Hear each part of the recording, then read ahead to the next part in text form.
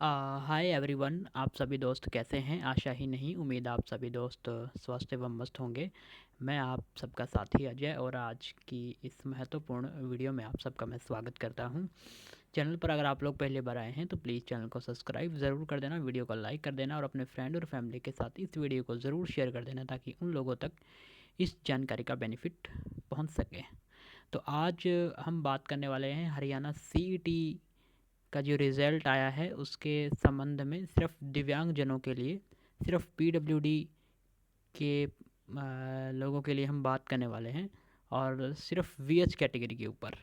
तो please video को आप लोग अंत तक ज़रूर देखना। और अभी सभी आप इस वीडियो को, जितने भी लोगों ने सीईटी की परीक्षा दी है हरियाणा में, जितने भी ब्लाइंड साथी हैं, सब तक इस वीडियो को शेयर कर देना क्योंकि शायद ही कोई हरियाणा की जॉब्स की इन्फॉर्मेशन आप लोगों तक पहुंचाता होगा हरियाणा के ब्लाइंड लोगों के लिए।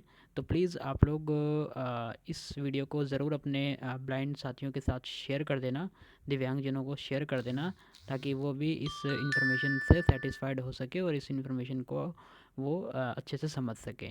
तो चलिए हम ज़्यादा समय ना लेते हुए हम आज की वीडियो को शुरू करते हैं। फ्रेंड्स, जैसा कि आप सब जानते हैं हरियाणा सीईटी का रिज़ल्ट अभी 2 से 3 दिन पहले जारी हो चुका है, परसों वर्सों में। और अभी सभी ब्लाइंड पर्सनस के मन में डाउट्स आ रहे हैं कि जैसे हम सेंट्रल लेवल की परीक्षाएं देते हैं, जैसे एनटीपीसी देते हैं, इस प्रकार की परीक्षा देते हैं तो एक अलग से हमारे वीएच कैटेगरी की कट ऑफ है वो तैयार होती है, लेकिन इसमें ऐसा क्यों नहीं है? बहुत सारे क्वेश्चंस हैं जिनको मैं आप लोगों के डाउट्स है वो क्वेश्चंस के क्लियर करने वाला हूँ इस वीडियो के अंदर। सबसे पहले तो मैं आपको बता दूं, ये सिर्फ सीईटी की परीक्षाएं आपकी किस लिए आयोजित करवाई जाती हैं। मैं आपको पहले तो बारीकी से हर चीज़ को समझा देता हूँ। सीईटी की परीक्षाएं आपकी सिर्फ उन चीज़ों के लिए कंडक्ट करवाई जाती है, सिर्फ वीएच कैटेगरी के लिए बता रहा हूँ मैं।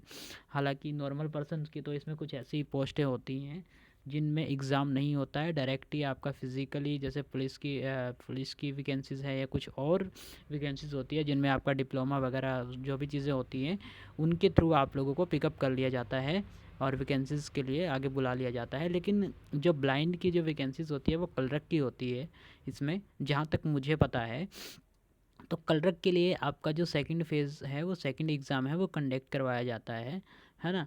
तो अब मैं आपको बता दूँ इसमें जो कट ऑफ क्यों नहीं बनती है, क्योंकि ये सिर्फ एक टेस्ट है आप लोगों का, ये एक पेपर है। जैसे आप टीचर के लिए राजस्थान के लोग बीएसटीसी को देते हैं या हरियाणा के लोग भी देते होंगे, सब लोग देते होंगे, सीटेट देते होंगे। इसी तरीके से हरियाणा में कोई भी पोस्ट भरने के लिए सिर्फ जो आप 12th लेवल की या पोस्ट भरोगे या उससे ऊपर कोई भी पोस्ट भरना चाहते हो तो आपको सीईटी की परीक्षा देनी ज़रूरी होगी। उसके बाद ही आप हरियाणा की कोई भी पोस्ट के लिए एलिजिबल होंगे, है ना? समझ पाए मेरी बात को? तो आपको यहाँ तक डाउट क्लियर हो गया होगा पहले क्वेश्चन का।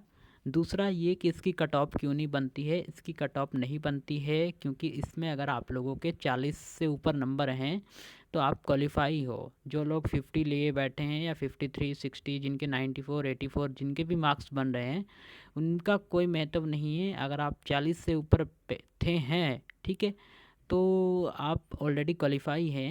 ये जो 94 है इनमें कोई नहीं है, जो 40 से ऊपर हैं सब, है ना? चाहे आपके 40 से ऊपर कितने भी मार्क्स हों, आप घबराए ना कि हमारे 40 से 42 मार्क्स हैं, 43 मार्क्स हैं, हमारा होगा या नहीं।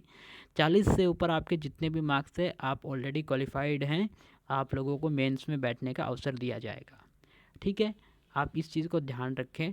और आपकी जो कट ऑफ बनेगी, जो आप लोगों को मैं सही स्ट्रेटजी बता रहा हूँ तैयारी करने की बढ़िया तरीके से, आपकी जो कट ऑफ बनेगी वो सेकंड एग्ज़ाम से बनेगी। जो आप क्लर्क का एग्ज़ाम देंगे सभी ब्लाइंड स्टूडेंट्स हरियाणा के जितने भी हैं, आपकी जो कट ऑफ है वो सेकंड एग्ज़ाम से बनेगी। इस एग्ज़ाम का कोई महत्व नहीं है, इससे कट ऑफ नहीं बनती है। ये सिर्फ आपको जिस तरीके से आप एमटीएस में मैथ रीजनिंग को क्वालिफाई करते हैं, इस तरीके से जैसे सेंट्रल लेवल का एमटीएस होता है, आप मैथ रीजनिंग को क्वालिफाई करते हैं, उसके बाद सेशन 2 खुलता है। इसी तरीके से इसमें अगर आपको पहले सेशन 1 क्वालिफाई करना होता है, यानी कि हरियाणा में कोई भी पोस्ट के लिए अप्लाई करने के लिए पहले सीईटी देना ज़रूरी होता है और इस सीईटी की शायद 3 से 4 साल तक वैलिडिटी होती है। अब आप कहोगे ये कैसे वैलिडिटी का मतलब, जैसे ये एक जैसे आप कोई चीज़ परचेज़ करते हैं उसकी वारंटी होती है ना, उसी तरीके से ये हरियाणा में ये जो परीक्षाएं हैं इसकी जो शायद 3 या 4 साल तक ये वैलिडिटी होती है, उसके बाद आपको फिर नया सीईटी देना पड़ता है ना। ये इसका शायद महत्व ये है इसका, है ना। तो ये आपका 3 4 साल 5 साल तक होता है, ठीक है। अगर ये जब तक वैलिडिटी है, जब तक आप हरियाणा में कोई भी पोस्ट निकलती है उसके लिए एलिजिबल होते हैं। तो आपका जो अब जो सेकंड एग्ज़ाम होगा उसकी आपकी कट ऑफ बनेगी, और उसमें अगर आप 50 से ऊपर मार्क्स ले आते हैं, 52 या 64 मार्क्स ले आते हैं, तो आपका नंबर सिलेक्शन हो जाएगा, ठीक है।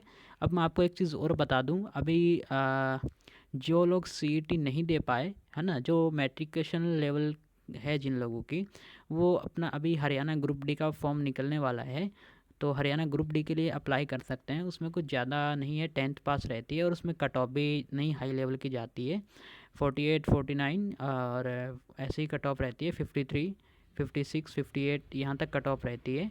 लास्ट कट ऑफ अभी 48 गई थी, और अभी एक लिस्ट और आनी है।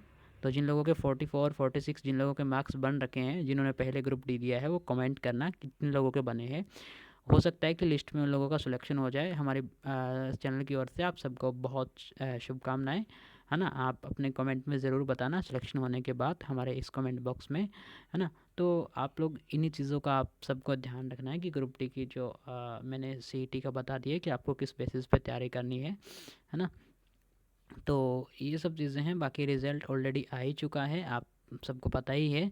तो अब आप लोगों के जितने भी स्टूडेंट्स हैं ब्लाइंड वीएच कैटेगरी से, जिन लोगों के 40 से ऊपर मार्क्स हैं, उनका सबका क्वालिफाई हो गया है। 40 मार्क्स जिनके हैं वो हो गया है ना। 40 से क्वालिफाई है, वैसे 38 40 से क्वालिफाई है ब्लाइंड के लिए।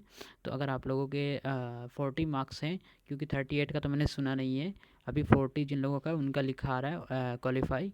तो जिन लोगों के 40 हैं, तो 40 से ऊपर जिनके भी हैं वो ऑलरेडी क्वालिफाई हो गए हैं, ठीक है। और जितने इतने मार्क्स लेने की ज़रूरत नहीं थी इसमें आप लोगों को, अगर आप 50 या 60 मार्क्स ले आते, जैसे 40 मार्क्स भी ले आते हो तो बहुत है इसमें प्री में। तो बाकी आपका मेन जो रहता है वो मेंस में रहता है ना। प्री का कोई दिक्कत नहीं होता है। अब आपका मेंस होगा, मेंस में आप लोगों का, क्योंकि पोस्ट का नौकरी का एग्ज़ाम होना है, ये एक सिर्फ आपका नॉर्मली टेस्ट था जो एक क्वालिफाई करना ज़रूरी होता है किसी भी हरियाणा की पोस्ट के लिए भरने के लिए, है ना।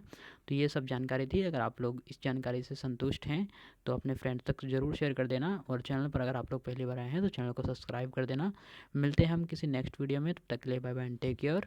हंसते रहिए, मुस्कुराते रहिए, नमस्कार।